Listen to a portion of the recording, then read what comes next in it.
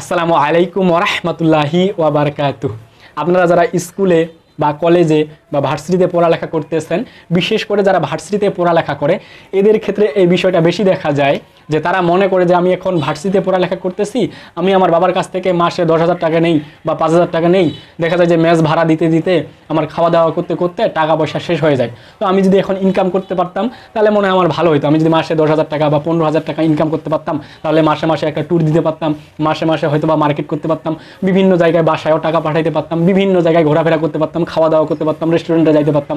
এগুলা এটা হয় স্টুডেন্টদের, এটা প্রায় হয় যারা বিশেষ করে ভার্সিটিতে পড়ে, এদের ক্ষেত্রে এটা বেশি হয়। তো আমি আপনাদেরকে বলবো, যারা ভার্সিটিতে পড়ালেখা করতেছেন, আপনারা যারা এরকম দ্বিধাদ্বন্দ্বের মধ্যে আছেন যে আমি ইনকাম করতে পারবো কিনা, আমি কিভাবে ইনকাম করব, তো আমি তাদেরকে বলতে চাই, ভাই দেখেন এখন আধুনিক যুগ, এই আধুনিক যুগে আপনি বিভিন্নভাবে ইনকাম করতে পারেন। আপনার যদি ইচ্ছা থাকে, আপনার যদি স্পিড থাকে, আপনার যদি মন চায়, তাহলে আপনি বিভিন্নভাবে ইনকাম করতে পারবেন। আপনি যে কোনোভাবে ইনকাম করতে পারবেন। কারণ আমি যদি আপনাদেরকে উদাহরণ দিই, দেখেন আপনি এখন এই ভিডিওটা দেখতেছেন, আমি যদি আপনাকে বলি, দেখেন আপনার মধ্যে কোনো না কোনো সুপ্ত প্রতিভা আছে, এটা আপনাকে মানতেই হবে। আল্লাহ তাআলা আপনাকে কোনো না কোনো সুপ্ত প্রতিভা দিছে, এটা দিছেই। দেখবেন কেউ গান ভালো পারে, তো আমি এখানে গানটাকে প্রমোট করতেছি না, যেহেতু ইসলাম ধর্মে আমাদের গান নাই, তো গান এগুলো আমাদের ইসলাম ধর্ম সাপোর্ট করে না, ঢোল টপলা এগুলো সাপোর্ট করে না। তো আমি গজল বলতে পারি।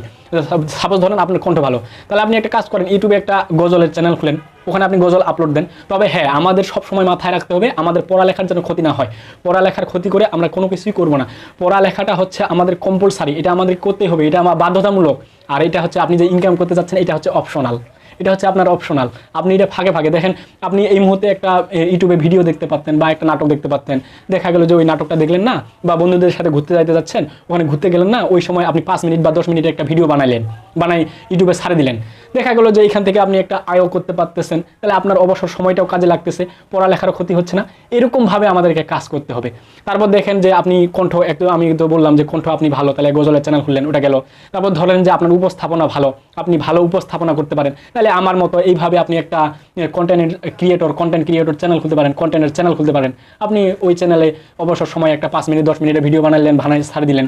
দেখা গেলো যদি আপনার মানুষজন ভালো লাগে, আপনার ভিডিওগুলো মানুষজনকে ভালো লাগে, তারা সাপোর্ট করলো, আপনি ওখান থেকে দেখা গেলো যে ইউটিউব বা ফেসবুক থেকে, যদিও এটা বর্তমানে একটু কঠিন, তারপরে আমার কথা হচ্ছে যদি ভালো লাগলো, বলা তো জানে মানুষ কখন ভাইরাল হয় বা কখন মানুষজন কখন কাকে ভালো লাগে। তো আপনার দেখা গেলো যে আপনার উপস্থাপনা ভালো, এইভাবে একটা চ্যানেল খুললেন, ওখানে ভিডিও আপলোড দিলেন, ফেসবুক ইউটিউবে ভিডিও আপলোড দিলেন, দেখা গেলো যে আপনাকে মানুষজন ওখানে ফলো করলো, ওখান থেকে আপনি ইনকাম করতে চাচ্ছেন।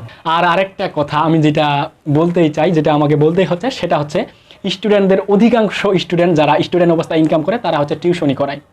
এটা বিশেষ করে যারা বড় বড় বাংলাদেশের বড় বড় শহরগুলোতে থাকে, বিভাগীয় শহরগুলোতে থাকে। ঢাকায় এটা বেশি হয়, যেহেতু আমি ঢাকায় থাকি। ঢাকায় আমার ফ্রেন্ডগুলাই অনেকে টিউশনি করায়। তো দেখা যায় যে 2টা বা 3টা টিউশনি যদি আপনি ঢাকার মধ্যে করান, দেখা যাবে ঢাকায় যদি আপনি 2টা টিউশনি করান, দেখা যায় যে আপনার অনায়াসে মাসে 10,000 টাকা বা 8,000 টাকা বা 15,000 এরকম সামথিং চলে আসে। আপনি যদি ভালোভাবে পড়াইতে পারেন, তো দেখা যাবে যে আপনাকে এমন আছে যে একটা স্টুডেন্টে 10,000 টাকা দিয়ে দিল, মানে একটা স্টুডেন্টকে পড়াইলে আপনি 10,000 টাকা পেয়ে যাচ্ছেন, 2টা স্টুডেন্ট পড়াইলে 20,000 টাকা, আপনি যদি ভালোভাবে পড়াইতে পারেন। তো এইভাবে এগুলা ঢাকায় বেশি হয়, ঢাকায় বেশি আর কি টিউশনি পাওয়া যায়, এবং ঢাকায় হচ্ছে ডিমান্ডও বেশি।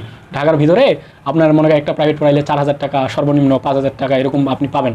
তো দেখা যায় যে টিউশনি করায় স্টুডেন্ট অবস্থায়, ওই অধিকাংশ স্টুডেন্ট অবস্থায় হচ্ছে টিউশনি করা ইনকাম করে। এটা হচ্ছে সকলের একটা ধরতে গেলে একটা কমন আর কি। তো অনেকে আবার দেখা যায় যে ফ্রিল্যান্সিং করে। বর্তমান ফ্রিল্যান্সিংয়ের কিন্তু চাহিদা অনেক। তো এটাও সময় সাপেক্ষ, একটু সময় নিতে হবে। করোনার আগে যারা করছে, করোনার আগে যারা কন্টেন্ট ক্রিয়েটর ছিল, করোনার আগে যারা আপনার ফ্রিল্যান্সিং করছে, ওদের কিন্তু সহজ ছিল বিষয়গুলো। এখন একটু কঠিন, এখন আপনাকে একটু সময় দিতে হবে। একটা বায়ার ধরতে বা একটা বিদেশিকে ধরতে আপনার একটু সময় সাপেক্ষ সময় দিতে হবে। তো আমি এতক্ষণ পর্যন্ত যেগুলো বললাম, এরকম অনেক উদাহরণ দেওয়া যাবে। তো উদাহরণ দিতে গেলে তো আমার ভিডিওটা অনেক লং হয়ে যাবে। আমি খালি জাস্ট আপনাদেরকে খালি বুঝাইলাম যে আপনারা এইভাবে ইনকাম করতে পারেন। এখন আমি যদি আবার অনেক উদাহরণ দিতে যাই, আমার ভিডিওটা অনেক লং হয়ে যাবে, ওইদিকে আমি যাচ্ছি না। আমি শুধু আপনাদেরকে এটুকুই বলবো যে আপনাদের যদি ইচ্ছা থাকে, আপনি বিভিন্নভাবে ইনকাম করতে পারবেন। ওইটা আপনার মনের মধ্যে থাকতে হবে, ওটা আপনার ইচ্ছার মধ্যে থাকতে হবে, তাইলে আপনি পারবেন। আর আপনার ইচ্ছার মধ্যে যদি না থাকে, আমি বক করে যাই, আপনি ভিডিওটাই দেখতেছেন, ভিডিওটা দেখে আমাকে লাইকও করলেন, কমেন্টও করলেন, আপনার ইচ্ছার মধ্যে নাই, আপনার মনের মধ্যে নাই, তাহলে ভাই হবে না। তাহলে আপনার ভিডিওটা দেখে লাভ নাই, ওটা ভিডিও দেখে কোনো লাভ নাই। তো আপনার মনের মধ্যে থাকতে হবে, আপনাকেই চাইতে হবে যে আপনি ইনকাম করবেন কিনা। যদি আপনি চান তাহলে ইনকাম করতে পারবেন। তো সকলে ভালো থাকেন। আর আরেকটা কথা আমি একটু আগে বললাম যে পড়ালেখার ক্ষতি করা যাবে না, পড়ালেখা হচ্ছে কম্পালসারি, এটা বাধ্যতামূলক, এটা আপনাকে করতেই হবে। পড়ালেখার ফাঁকে ফাঁকে অবসরে আপনি তখন এই কাজগুলো করবেন। তো আপনারা, আমার মনে হয় যে আমি যে এতক্ষণ ধরে বক বক করলাম, আমি যে আপনাদেরকে বুঝাইতে চাইলাম, আমার মনে হয় যে আপনারা বুঝতে পারছেন যে স্টুডেন্ট অবস্থায় বিভিন্নভাবে ইনকাম করা যায়।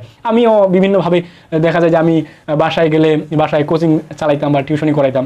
এখন তো ঢাকায় আসছি, ঢাকায় আপাতত পড়ালেখার চাপ দেখে আমি টিউশনি করাচ্ছি না, তাও ভাবতেছি যে টিউশনি যদি পাই তো করাবো। তো আপনারা এতক্ষণ পর্যন্ত যারা ভিডিওটা দেখলেন, আমি ছোট একটা রিকোয়েস্ট করতে চাই যে আপনারা যারা আমার এখন চ্যানেলে দেখতেছেন ভিডিওটা, আপনারা প্লিজ একটু চ্যানেলটা আমার সাবস্ক্রাইব করে দেন আর পাশে থাকা বেল আইকনটা বাজাই দেন। তাহলে আমি যখন ভিডিওগুলো ছাড়বো আপনাদের মাঝে মনে করেন যে নোটিফিকেশন চলে যাবে, আপনারা ভিডিওগুলো দেখতে পারবেন।